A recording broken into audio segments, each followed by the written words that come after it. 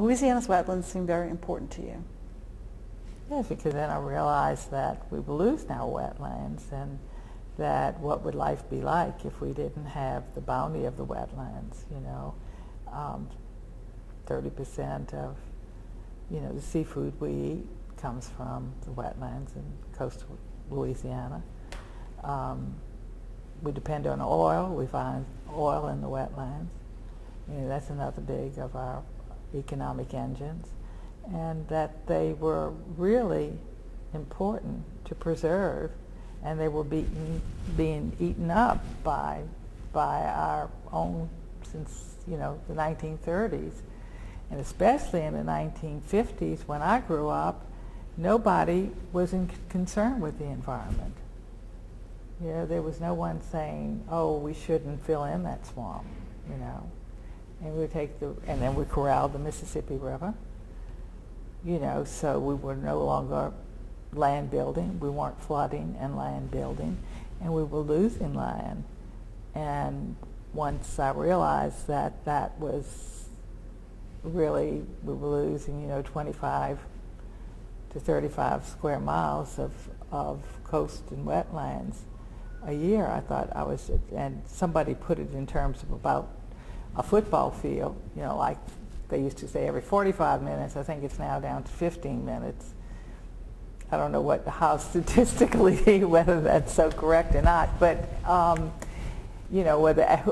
do you measure it? I guess as a layperson, I couldn't measure how much of the wetlands we're losing, but I'm sure that there are people who can, with aerial views and so forth, can see that. And I just thought, well, we have to be aware of it. And the best way to produce a generation of awareness with students is the best way to go about to make change and to stop whatever we're doing as people and that affects the wetlands, to change that. Yeah. And to begin preserving it. You've been working with the QIPR program for a while, mm-hmm. and you know that one of our jobs is to rebuild wetlands. So what do you think about that as a private citizen? I think it's great. That's the whole purpose of raising awareness, is that something like QIPR is doing something about it.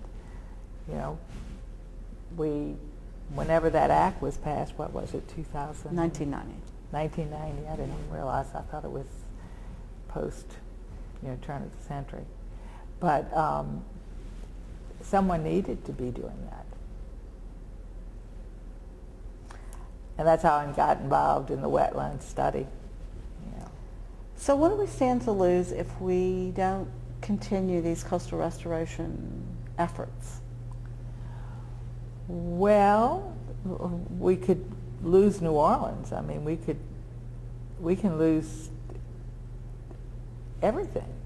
Everything we know of as the land erodes is just, if you think of just linear of what 25 square miles are, we could lose from here, to Slidell, if you think about it. Just from coastal erosion, the way it's eroding right now, without some sort of remedies for rebuilding the land that we can't rebuild as long as we have the Mississippi corralled. We can't go back and change. Unless we go under or through it. Maybe there's some sort of solutions like that, the river. We can't go back and change what the previous generation's choices were. But you spend a good part of your career helping young people think about what choices they should make. What kind of advice will you offer to this generation, or do you offer to this generation? Well, I think the more you become aware of what's causing the erosion, the more you know that when plants start being destroyed, they grow in freshwater, they're freshwater plants, which we depend on for our livelihood. As that becomes saltwater, we're just expanding the oceans and the Gulf and the bayous become all a part of the saltwater terrain, freshwater plants don't grow in it, and we don't eat saltwater plants that I know of. We, shrimp and seafood that comes from those, but we don't. We get our water from the Mississippi. So what do you want these kids to do with the information they've gained from oral histories?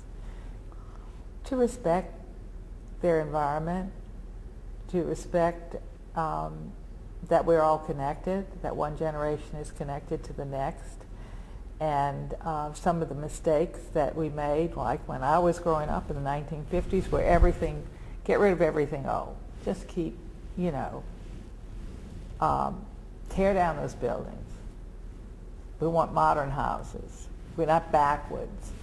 And then I realized what a treasure trove we had, and that we shouldn't have destroyed so many of the things that we did, whether it was things man built or whether it was through careless use of our environment where we lost. And then you add hurricanes on top of that, which we don't really have control of, and you really see how the land is shrinking, and we need to do something. Have to be proactive, or there might not be that cemetery that was the farthest away from where your relatives are built, furthest away from the epicenter of the city. And so many graveyards are even taken out or now underwater. You see the videos of just the tombstones and things, and you think, wow, that happened in somebody's lifetime. That happened since 1930. I was born in 1937. I'm thinking in my lifetime. Yeah, usually this kind of environmental thing doesn't happen in just one lifetime. Yeah, right. We're going to show this to people not just here in Louisiana, but all over the U.S. And what do you want the viewers to take away from our discussion about wetlands? That they just respect the wetlands, preserve them. Let's not lose anything more that we can be a part first of rebuilding, and number one, stop destroying what makes Louisiana, and what makes coastal the whole coast. We're just gradually having saltwater intrusion, and it needs to stop if we want to continue eating shrimp and crabs and oysters and I mean, my house right next to the, everybody's a few blocks from the river, Yeah, that's for sure. You've been very sweet. You answered all my questions. Oh. I want to give you a chance. Is there anything else you want to say or tell us about? Well, I hope teachers perpetuate oral history projects, not only just to find out about the wetlands, but to preserve the history and culture of the city of New Orleans in the 20th and the 21st centuries now. Nobody thought about doing that before. We just lived, and I think oral histories are just great, a great way.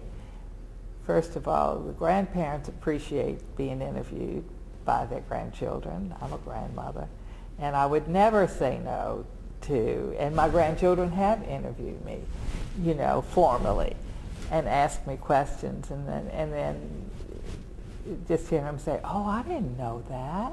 I didn't know that, and say yes, and now you know it, remember it, because you're going to have children one day, and they're going to say, oh, and you didn't have cell phones? You didn't have TV? Just things just move so quickly. It'll be in the cloud, Yeah. before the next generation. Yeah, you're right. So I'm all for change, I think it's good, but I do believe in preserving the past. That's good. Well, Sue, I thank you very much for talking with us today.